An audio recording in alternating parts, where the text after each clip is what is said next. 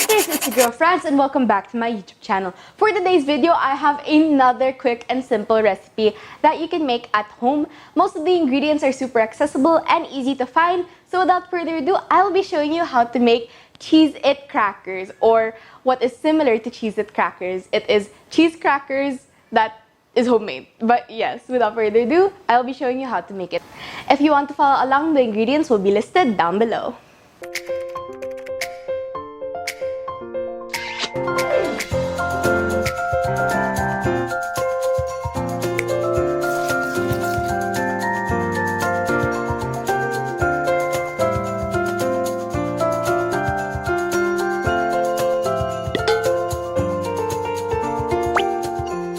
So for the first step, I'm going to take some cheddar cheese. I kind of sliced it up and I'm going to place it into my big bowl.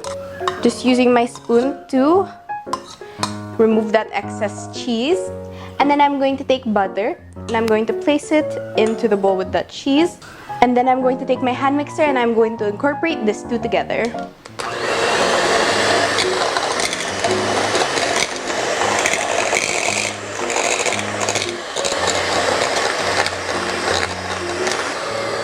And then I'm just going to scrape the sides.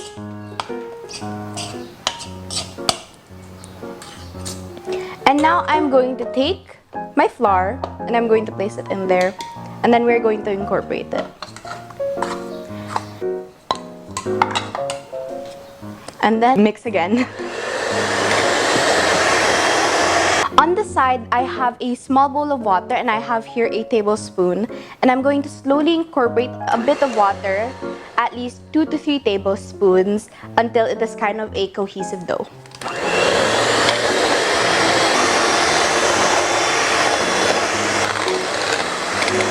And then just using my hands, I'm going to incorporate it a bit. And if you feel like you made it too wet, then you can add in more flour, but this consistency seems pretty okay.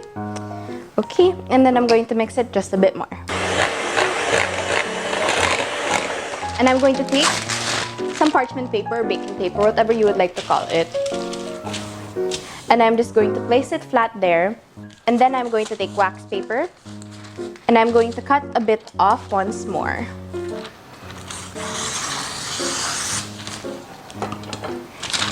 I'm going to take this little disc of cheesy goodness and I'm going to try to center it as best as I can. And then I'm going to put the wax paper on top. Wax paper and baking paper are two completely different things, please mind that. And then I'm going to just start rolling it out until my desired length. I should have probably used a larger rolling pin, but it's okay. I will manage, I hope. And then you want it to cut, if you want to kind of make it at least 0.5 millimeter.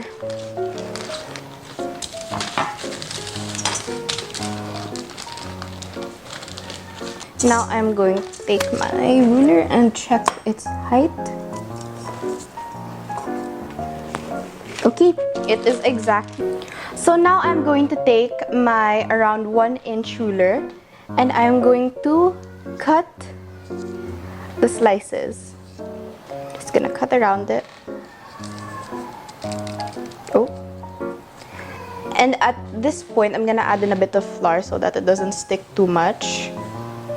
And if you don't have baking paper and wax paper, I almost forgot to say, you can just roll it out on your table, but I prefer to do it at least a bit less messily. I'm sorry if you can hear a baby crying in the background. One of our neighbors' babies are crying.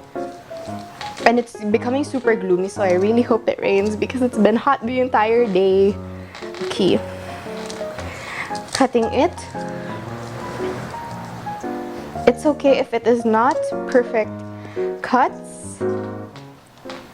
Or if you don't want to go through all the hassle of getting a ruler out and cutting the little slices, what you can do instead is you can just take little bits of the dough, like a tablespoon, and then just flatten it onto a piece of parchment paper on the pan that you are going to use, and that works just as well.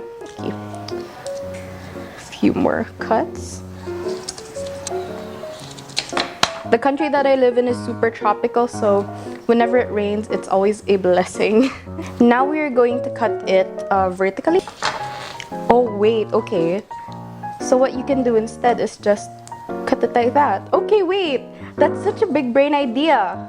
But yes, this is a good idea if you're too lazy to use a knife to cut everything. This is so much faster. Now I have a pan. Oh, now I have a pan here, and I'm going to take more parchment paper, and I'm going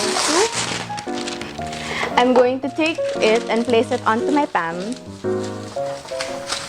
Okay, just trying to arrange it a bit more better. Okay, there we are. And then I'm going to take a knife. I'm gonna move it to the side. Move the excess to the side. And then I'm going to one by one take each piece and place it onto my other pan. And then just continue that with each piece. Make it have a good allowance from each other. A good space.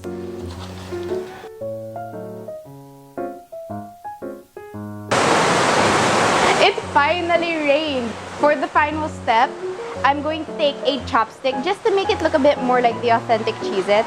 I'm just taking a chopstick and poking a hole into the middle of it, kind of like the authentic Cheez-It. Just rolling it around a bit because my chopstick is pretty small.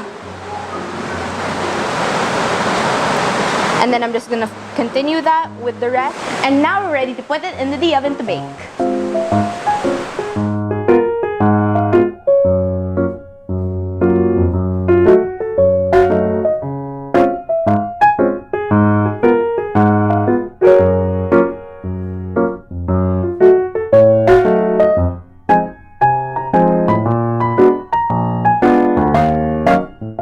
Taste this time. Okay, our Cheez-Its are done and I'm super excited to try it out. I'm going to get the little piece so that it's a bit more crunchier.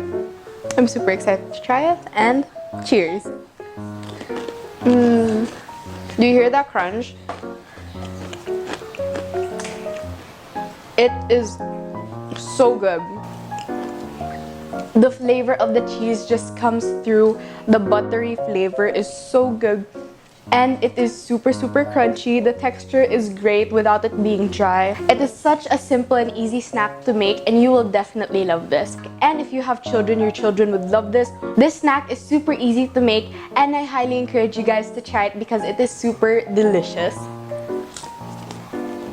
Very crunchy and very cheesy. I love like the melted cheese inside and how it kind of like